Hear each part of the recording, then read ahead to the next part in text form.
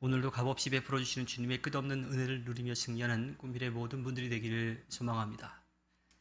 사도 바울은 하나님의 절대적인 주권에 대해서 이야기를 했는데 그 선택과 결정이 불공평해 보일 수 있지만 그것을 통해서 하나님의 능력을 나타낸다라고 이야기를 했어요.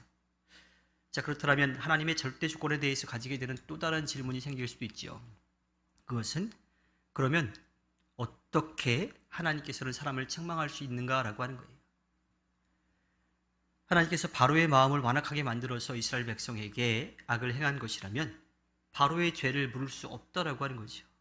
또한 누가 하나님의 뜻을 거스를 수 있는가라고 하는 질문도 할 수 있게 된다라고 하는 겁니다.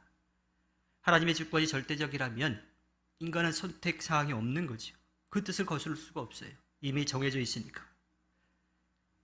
선을 행한 것도 인간의 공로가 아니라 악을 행한 것도 인간의 죄가 아니라는 결론에 이르게 된다라고 하는 겁니다. 그러한 질문에 대해서 사도 바울은 논리적으로 또 반박하지 않아요. 여전히 하나님의 주권만 이야기합니다. 하나님이 창조주이시며 인간은 피조물이라고 그렇게 이야기를 하지요. 창조주이신 하나님과 이 피조물 사이의 간격이 너무 커서 감히 이런 질문조차 할 수 없다라고 하는 이야기입니다. 그것은 토기장이와 그 토기장이가 만드는 흙처럼 그렇게 비유를 할 수 있는 거죠. 따라서 인간의 죄악을 보고 즉시 심판하셔서 하나님께서 진노하심을 보이시고 권능을 알게 하실 수 있어요. 그런데 하나님은 기다리시고 계시다라고 하는 거죠. 멸망받게 되어 있는 진노의 대상들이라고 하는 것은 하나님을 등지고 떠난 사람들을 뜻합니다. 그들이 이미 멸망받기로 예정되어 있다라고 하는 것이 아니라 하나님의 뜻을 거슬면 멸망받게 된다라고 하는 것, 그것만 정해져 있다라고 하는 거예요. 그들은 하나님의 절대 주권 아래에 있지만 자신들이 선택한, 결정한, 또 얻게 될 그 결론에 대해서 억울하다고 말할 수 없습니다. 왜냐하면 그들도 그것이 잘못된 것이라고 하는 것, 그로 인하여 하나님의 징계를 받을 것이라고 하는 것을 이미 알고 있기 때문이죠. 또 바꾸어서 이야기하면 영광을 받도록 예비하신 자비의 대상들에 대해서 하나님의 풍성하신 그런 영광을 알리고자 하셨다라고 이야기해요. 또 구원으로 예정된 사람들은 이미 구원받기로 예정되어 있는 사람들을 이야기하는 것이 아니라 하나님을 믿고 따르는 사람들, 그들을 구원하시겠다라고 하는 것이 정해져 있다라고 하는 거지요. 그러니까 그것은 이미 하나님이 넌 구원받을 사람, 구원받지 못할 사람으로 정해줬다라고 하는 것이 아니라 믿음과 그 불신의 결과에 따라서 그렇게 될 것이다라고 하는 것이 정해져 있다라고 하는 거예요.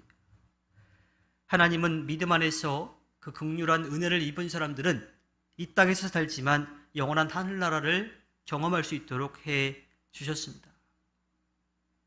그것을 경험한 사람들은요, 이 땅에서 살아가면서 하나님께서 우리에게 베풀어 주신 은혜를 생각하면 우리가 그러한 은혜를 받을 수 있는 자격이 없는데 그 은혜를 누리고 있다고 하는 것을 깨닫게 되지요.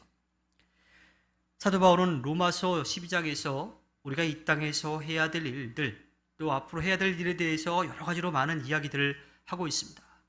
그 일에는 수고도 따르고 희생도 따르기도 해요.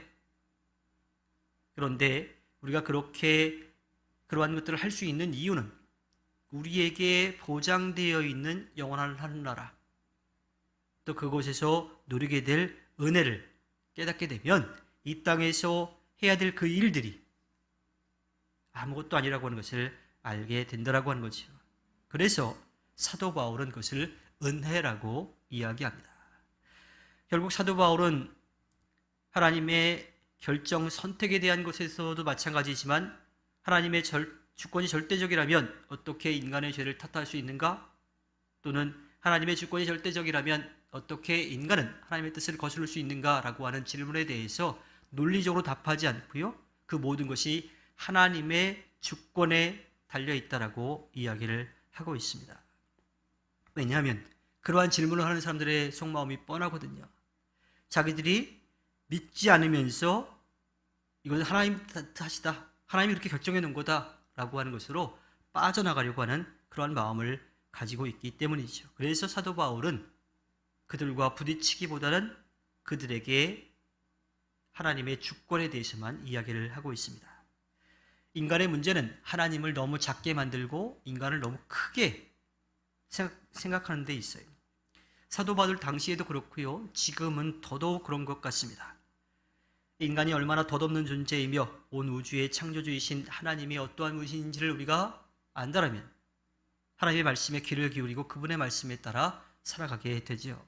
또한 하나님께서 우리들에게 어떠한 결정을 내리시더라도 그 처벌에 대해서 억울하다라고 이야기할 수가 없습니다. 인간은 창조주이신 하나님 앞에 어떠한 것도 요구할 수가 없어요. 또 기대할 권리와 자격도 없습니다.